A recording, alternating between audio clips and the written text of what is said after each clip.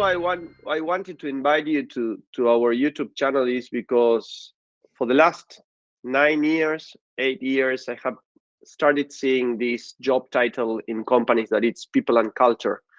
And I still remember the definition of culture I was given when I was at university. And I was kind of like, this doesn't make sense. One person is responsible for the whole culture of the organization. It doesn't make much sense to me. Because in my mind, the definition of culture is what it is allowed and what it is happening in a group of people. It could be an organization, a company, a team, sports team, or whatever. And I strongly believe that everyone is responsible to create that culture. And I'm going to say just one thing, and then I will let you to introduce yourself and tell us a little bit of what it is that you do and how people can get some advice on build cultures. I was working at this company, and some team members of my team were a little bit upset of this person asking same questions again and again and again, and says like, hey, this guy is new to the company and he asked me the question one time and then goes to our other teammate and asks exactly the same question and doesn't pick it up, and it's annoying. And I was saying, it's like, cool, great, but you're also responsible of this, because if you're answering the question again and again instead of saying stop and like, we have already answered this question to you many times, you can stop that. And it's not just up to the manager, CEO, HR, or whatever. Like, my point was, we all are responsible for the culture of the organization. So yeah, that's why I wanted to invite it to you. You have wrote a book. You have been working in the lean canvas culture. I can't remember now exactly the title, but I have been following it for a while now. So yeah, if you want, just give us a short introduction of yourself and then tell us what it is that you have seen in all these years working with culture. Absolutely. Thank you for hosting me, first of all. I'm glad to be here and share some, hopefully, insights, but also provoke some thoughts with your audience. My name is Gustavo Rasetti. I'm the CEO and founder of Fearless Culture. We're a culture design consultancy based in Chicago, but we serve cultures clients across the world, across cultures, exactly. So I think that an interesting way to get started, because the same happens to me when people say, hey, you're a culture designer. Well, culture cannot be designed. And I think that one of the issues that we get wrong, design doesn't mean control. The same way that we apply human-centered design to design a new product, is not that people are going to design the product for the company. It's that we're going to look into input and insights and direction to bring back to our design team. So the same happens at a company level. Yeah, there are people that might be called people on culture. That doesn't mean that they're one and only responsible for that. I think that the title has to do with, in the past, it was human resources, and people don't want to be called a resource. So they started playing around with different titles. The question is, who owns culture? And there are two levels when it comes to owning it. To your point, owning it in the sense of, if you see something, do something, everyone owns it. So if you're walking down the street and you see there's some trash there, well, you don't need to wait for the person who's in charge of the trash to pick it up. You would do it. And that's what expected. Actually, Netflix has a internal rule that's called pick up the trash. It means that anyone who sees some issue at the company level should fix it. So going back to your example, first, if the new team member is asking for questions before judging the person, a culture that assumes positive intent, say, well, it's easy to think, oh, the guy is an idiot, or the person, but maybe he's looking for different angles. Maybe he's asking the same questions to different teams because he's new, as he wants to compare perspectives. That's valid. Second, if that person is not getting the answer or is not getting it, well, maybe, to your point, we shouldn't wait for the leader to do something. Anyone who sees that, say, hey, what's going on? You talk to me, then you went and talked to someone else, and then a third person. We all feel that you're asking the same question. So are we not being clear? Are you not happy with the answer? Or is there something else? So tell us. No? So definitely that's kind of the approach. Leaders, the CEO is the ultimate responsible for culture. same way as people and culture functions. But if you go to a city, who owns culture? Well, the mayor of the city sets the tone, defines the norms and rules, define what's forbidden and what's not, define which streets are two-way street, which ones are one way, what are the speed limits, and so on and so forth. But in the end, how people drive, the music they listen to, if they walk, they bike, they drive a car, the music they listen to, those are the things that shape the culture. So it's a collection between principles that are defined on the top and everyday behaviors that are crafted or enforced by people. Great, great way of putting it out. Like, yeah, I already learned something, and I agree.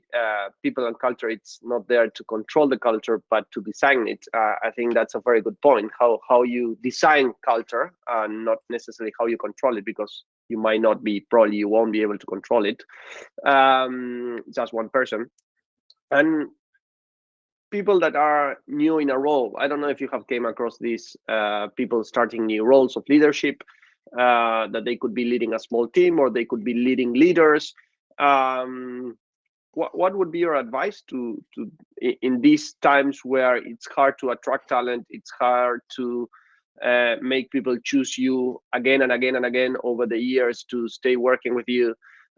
Culture becomes so important, trust becomes so important. How do you start with this designing culture? First of all, understand that culture happens even a startup with 2 employees or 3 employees already has a culture in place. And if you are promoted, some member of the audience gets promoted to become a leader of a small team, that team already in place has a culture. Could be the culture that you agree with, could be a culture that's hard to understand, could be a culture that you dislike, but there's a culture in place.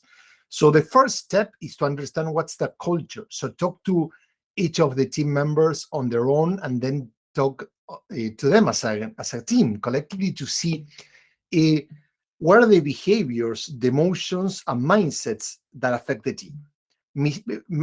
Emotion has to do, for example, how do we feel about your job? How do we feel about your colleagues? How do we feel about the company? How do we feel about the leaders making decisions? Mindset, as a team, do you have a winning mindset? Do you have a defeatist mindset? Do you have a perfectionist mindset? What's the filter that we use to see reality, how we think that affects our work? And last, the things that we do, but also the things that we don't do. To your point, if we don't pick up the trash, well, that's something that, why is it not happening? We need to see all the things that we do and don't do and compare notes. You mentioned the idea of what's rewarded and punished, and I think that's critical because that draws a line between what's accepted and what's not okay, what's not cool within this team. I think that any leader quickly needs to do that. But once again, I need the first step before throwing too many concepts. It's understand the real culture. What's the culture today through the lens of your team members? You mentioned the culture design canvas. That's a very easy to use tool in which leaders can talk to their team members and craft everything that their team thinks, and then start from there. The second step would be to understand which of those elements do we want to preserve, which elements do we want to get rid of, and which elements of the culture do we want to improve or bring new to the table. Cool. Great. What are your thoughts of all these things that usually I see on social media in relation to culture? That is the ping pong, table tennis, fruits every day, flexibility, remote work, and so many other things in that aspect. What are your thoughts of that? What in what way they contribute or not to the culture, and what they are? Are there tools? What are your thoughts on that? Most of the ones that you share are perks. Some might fall into the category of benefits or demands that people have. But in the end, we start with perks. The free sushi or ping pong tables or video games or whatever events that the company provide. Twofold. First, they tend to disguise culture. So many companies want to bring those perks to make the company look better. You're a recruiter. When you're hiring talent, offering those things feels, oh, wow, it makes it more attractive. But that's not the a culture could be one that even if you remove those perks, people still would like to work in your company, right? And you don't do that because you want to, but because it makes sense. Those perks should be connected to your company values. For example, if one of your company values is work hard, play hard, for example, well, maybe offering play, it's a way of encouraging people to do that. I remember working in an organization in which the owner built a basketball court, a football court, and then brought a lot of, there was a huge video game with all the consoles and games you can imagine. But then when people were playing there, having fun, he was, hey, no one is working. So not only it wasn't helping the company, but as I mentioned before, it was disguising the real company. The company pretend to be playful, pretend to trust people, but in the end, the leadership wasn't playful. I didn't trust the people. I understand. Yeah, I agree that those are benefits and perks, but again, many times I see them as a description of their culture.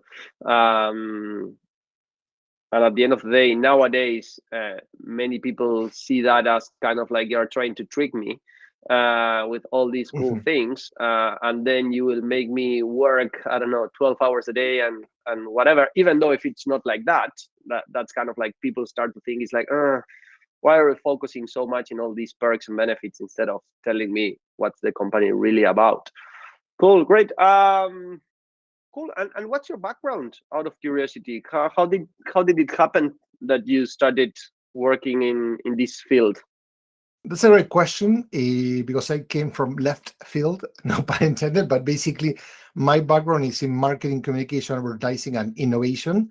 And talking about culture. So at some point after decades of working with different types of startups, mostly Fortune 500 companies across the world, I came into this position in which leaders, I mean, they were purchasing our services to help them come up with new ideas, new solutions. But in the end, they were always saying, hey, my team is stuck, or we uncover 3 new business models, but my leader is not approving them, or the company says one thing and then they do another thing. So in the end, people started asking for support into the cultural element. So I realized that most organizations don't lack talent. They have much more talent than they think. They have much more creativity than they think. They have much more resources than they think. But it's the culture, a conducive culture, what gets in the way for them to unleash that potential. So at some point, and after a lot of frustration, say, well, you know what if try to sell them this? I'm going to help them fix this, which is their culture, the culture that's getting in the way for them to succeed. How would you define a good culture? Because again, reading job ads and people talking about their company and their culture, they always describe an awesome culture, good culture, drinks. It's very common in New Zealand that companies will have drinks at 4 p.m. every Friday and get to get around and get to know to each other, and again, even sharing perks or running a marathon and things like that, like a good culture. What would be your definition of good culture?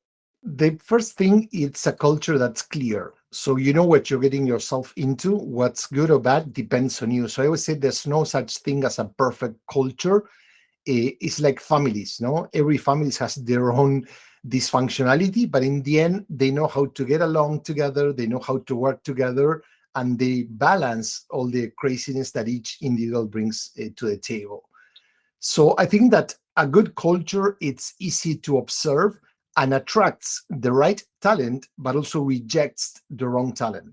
And I'm not saying the best talent, because the best talent depends on the culture. So if we're going to be a hardworking 9 to 10, then working 12 hours, where we need a particular type of culture. If you're more of a tribal, people first, more about belonging, happiness, well, then we need a different type of culture. So I think that first, be clear, and second, be authentic. So most of the time, we have companies that try to pretend to be something they're not. No, so one thing is the marketing that you do to attract talent, but that marketing needs to be aligned with the true essence. And the third element, which is more important, is it's not about words. It's not how you define yourself, but is to make sure that the behaviors from the leaders, what's expected from people, are aligned with those values. No? So, for example, there are many companies that define themselves as we are cooperative or collaborative, or we are trustworthy, and then they end being completely, or no, or we're honest, and then they, like Enron used to have one of Yeah. their values, and Boeing, that was honesty and ethics and blah blah, and then, well, they did anything but the opposite. Usually when people call out good behaviors and good values like that, is because they're hiding something. They're trying to disguise the real culture. So if you're an ethical person, you need to call it out. You need to tell people, no, I'm good. I'm a good guy. I don't hit anyone. There are two things I want to ask you. I'm going to start with you are talking about your background, and you mentioned marketing, and you mentioned innovation and strategy. And then you are talking about how your culture will attract the right people. If you are genuine, you will attract the right talent and put far away the wrong people. And I wanted to use the term employer brand. Have you used, or do you use this term with your customers, employer brand, and what it means to you? No, I don't, because I think that it focuses on the trying to be attractive versus trying to be authentic. And I think that, going back to my previous answer, you need to attract talent by being who you are, not by trying to pretend the people that it's going to attract the talent, and then talent will say, hey, this is not what I was, this is not what I signed up for. No, it's different. Fair enough. Fair enough. And I don't have an issue with the practice itself. What I see is that usually you should start by defining the culture and then market it, so communicate it, rather than the other way around. Okay, what are people looking for? Let's try to become attractive, and then there's a gap between what you communicate, what you market, and your reality. Yeah, fair enough. I wrote an article about that last week, I think it was, and I was talking about this. It's like your employer brand at the end of the day is your culture, and if you're authentic, that's what you need to share, and that's why people would want to join you, and not trying to put all this marketing out there that then doesn't make sense with what you are with what you really are. So yeah, I get your point. Culture usually, and you have talked about quite a lot about this, is like, if you want a good culture, you need to have everyone in the same company, and you have to work all together every day, and it's not possible to do it remotely. We can talk about that then, but first of all, how do you help companies to design their culture remotely? Yeah, two things. First, how we help, we provide two types of services. First is we do training. So we have a toolkit. We have a roadmap of how to design culture, and there's some people, either consultants or practitioners, people that work on the corporate side that want to learn the tools. And we do, to your point, cohorts that people from all over the world attend. And then we do consultancy and consulting services. We do in person, but most of the work recently has been, we've been doing it remotely. So that's why we can work with people in Australia or New Zealand or India or France or Canada, and it's easier to do that. So that's in terms of services. The other question that you asked, can we build culture remotely? Definitely. Not only is one of the things I prove, or I focus on proving on my book, but in the end, going back to your original question, culture is not perks. Your culture was never about the office. And there are many companies that have been operating remotely for decades, and they were able to create very successful businesses, very strong cultures without ever having an office. And there are many other companies that have lots of offices and their culture sucks. So I think that the idea of proximity is important as human beings, but what's most important in culture is intentionality. So if you just bring people into an event and let them hang around, that doesn't mean that the event is going to thrive. In order to have a good event, you have to design it. Where that event is in person, is hybrid or remote, it requires a lot of tools and intentionality to make it successful. And I think that's the thing that people are realizing. When we talk about designing is about being intentional. So if you want people to collaborate, well, how and when are they going to collaborate? If you want people to feel aligned, if you want people to pull in the same direction, well, what are the guidance? What are the processes? What are the rules that we have in place in order to help them get there? Cool.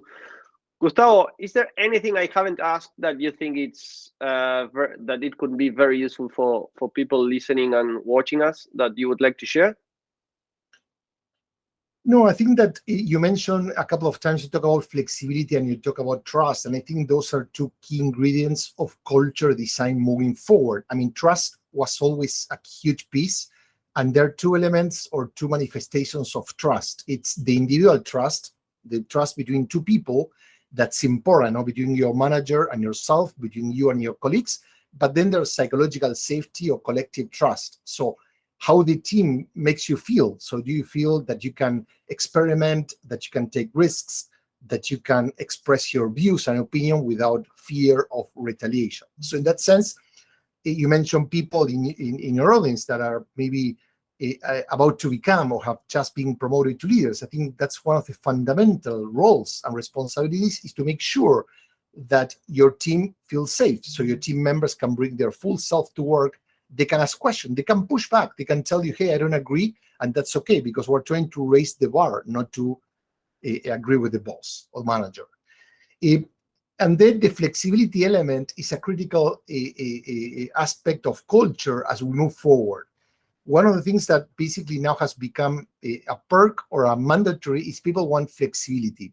And flexibility is not just flexibility of, okay, 3 days from the office, 2 days from home, which many people say, but it's schedule flexibility. People want to design their workday around their personal life and not the other way around. They don't want the job to dictate how they live. They want their lives and their personal needs. If they had kids, if they live abroad, whatever, to do that. And the most successful companies like, for example, Spotify, Airbnb, have created policies that are work from anywhere and anytime. So people can shape that. But once again, how do you avoid chaos? So flexibility requires intentionality. And so the design is, okay, you can work early in the morning, late at night, both, you do whatever, but you need to deliver. So there needs to be accountability. And also we need to align as a team, where are the collaboration hours? Let's say from 11 a.m. to 1 p.m., everyone's going to be available if we need to reach out, if we need to schedule a meeting or whatever. So it's not flexibility for the sake of it, it's flexibility with certain discipline. And those are the principles that are going to define the future of work. No, 72% of people say that if they don't have a schedule flexibility, they are going to go and look another job. So that has become a huge perk if you want to hire new talent. No, flexibility.